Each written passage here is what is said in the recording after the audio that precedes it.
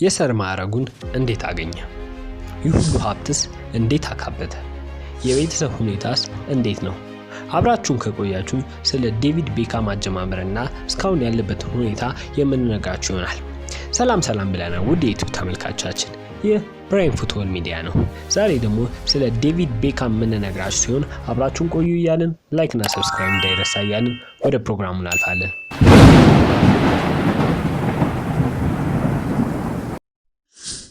በአንደኛ ደረጃ የምንመለከተው ቤካም የትና መቼ እንደተወለደ ነው። ሙሉ ስሙ ዴቪድ ሮበርት ጆሴፍ ቤካም ይባላል።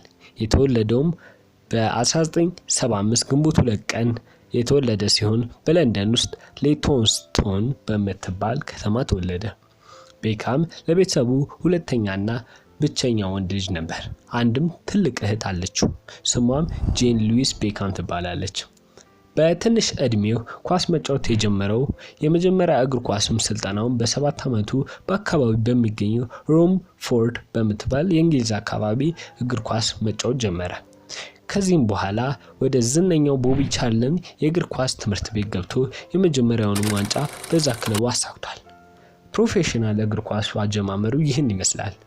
ወደ ቀጣይ ስናልፍ ደግሞ እንዴት ወደ ትልልቅ ቡድኖች እንዳደገ እንመልከት።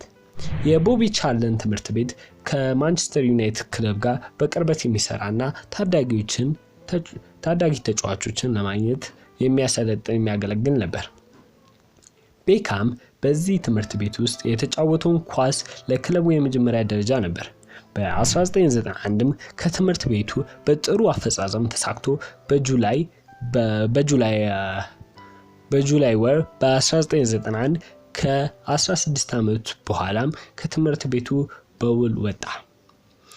ከወጣም በኋላ በፕሮፌሽናል ተጫዋችነት ወደ ማንቸስተር ዩናይትድ ጋር ውል ተፈራረመ። ይህ ማለት አሁን ሙሉ ጊዜውን እንደ አዋቂ ተጫዋች ክለቡን የሚወክል ሲሆን ከክለቡም ጋር መሰልጠንን ይቀጥላል ማለት ነው። ቤካም በክለቡ አካዳሚ ከጋሪ ኔቪል፣ ፖል ስኮልስ፣ ሪኬ ባት እና ሌሎችም ጋር በመሆን በአሰልጣኝ ሰር አሌክስ ፈርጉሰን እየሰለጠኑ ነበር። ይህ ቡድን ታዳጊዎቹ 92ስ ክላስ ተብለው ይጠራሉ። ምክንያቱም በ1992 የእንግሊዝ እግር ኳስ ማህበር የነበረውን ኤፍኤ ካፕ ዋንጫዎችን አሸንፈዋል። እናም እስከዛሬ ድረስ እንደ አንድ ከፍተኛ ቡድን ይቆጠራሉ።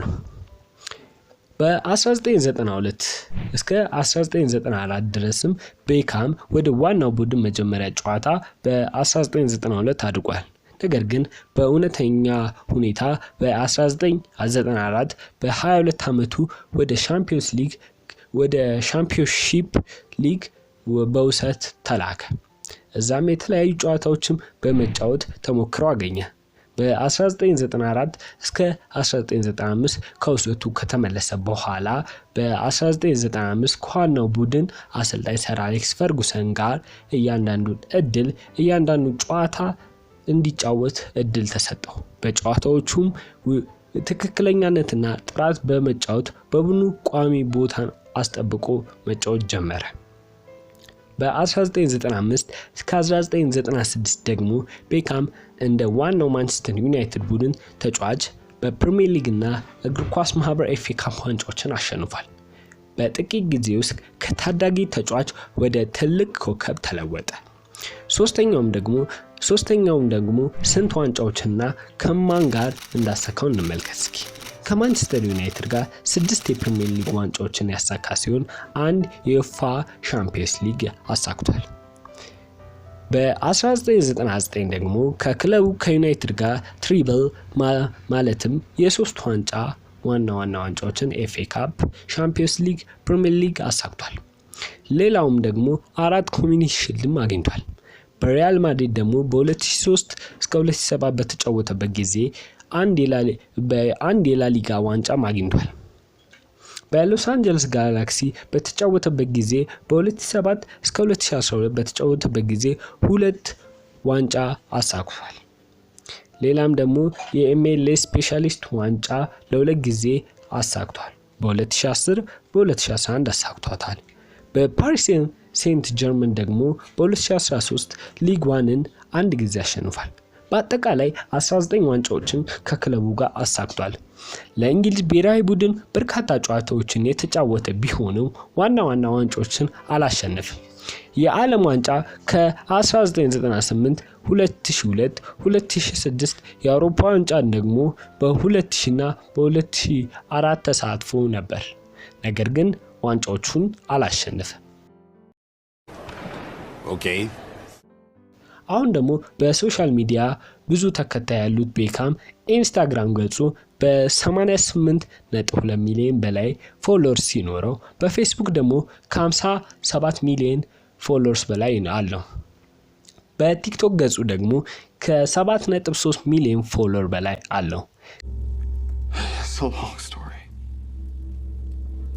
ቀጣይ ደግሞ የሚስቱን ስምና ስንት ልጆች እንዳሉት እንንገራችሁ። የግል ህይወቱ ቪክቶሪያ ስትባል ሚስቱ ቪክቶሪያ ስትባል 3 ወንድ ልጆችን እና 1 ሴት ልጅ አለው። ብሩክሊን፣ ሮሚዮ፣ ክሩዝ እና ሃርፐር ይባላሉ። ጫማውን ከሰቀለ በኋላ በምን ኢንቨስት ላይ እንደተሳተፈ እንንገራችሁ። ዴቪድ ቤካም ጫማውን ከሰቀለ በኋላ የንግድ ስራው እንደሆነ ይታወቃል።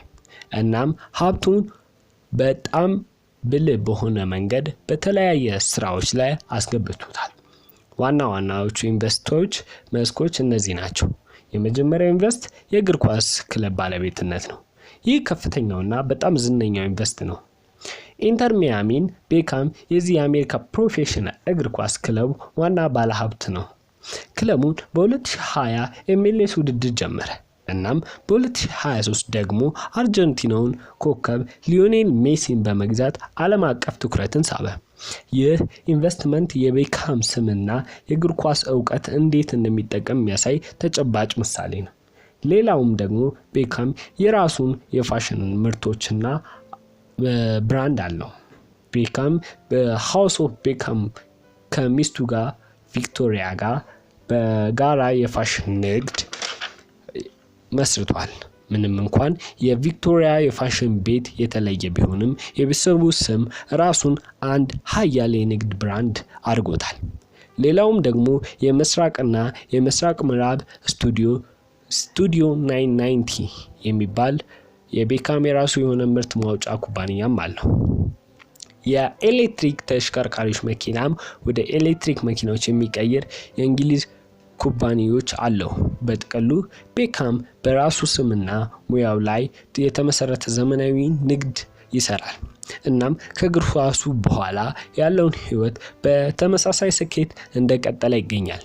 በመጨረሻም አሁን ያለበት ሁኔታ እንገራችሁ። አሁን ያለበት ከፍተኛ ሁኔታ ላይ ሲገኝ በልዩ ሁኔታ ከጥቂት ቀናት በፊት ኖቬምበር 4 ቀን ከንጉሠ ነገሥታቹ ቻርልስ 3ኛ ጋር በዊንዘር ቤተመንግስት የሰር የሆነው ሊጠቀስ የሚችለውን የኪንግተን ባችለር ማዕረግ ተሸልሟል። የሽልማቱ ምክንያት ለስፖርትና ለበጎ ስራዎች የሚደረገው አስተዋጽኦ ተገምግሞ የተሰጠው ነው።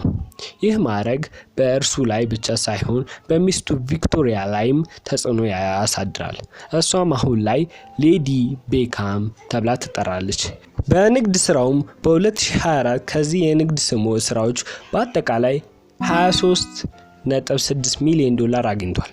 በአጠቃላይ ቤካም አሁን ጊዜ በዓለም አቀፍ ስራዎቹ ላይ ተጽዕኖ እያሳደረ ይገኛል። እናም በዩናይትድ ኪንግደም ሀገር ውስጥ የሰር ማዕረግ ሽልማትም በዊንዘር ቤተመንግስት ተቀብሏል። የዛሬው ፕሮግራማችን ይህን ይመስላል። አብራችሁን ስለቆያችሁ እያመሰገንን ላይክ እና ሰብስክራይብ ማድረጋችሁን እንዳትረሱ እያለን በቀጣይ ጊዜ በማን እንደምንቀርብ ኮሜንት ላይ እየጻፋችሁ እያለን እዚህ ጋር እንሰናበት።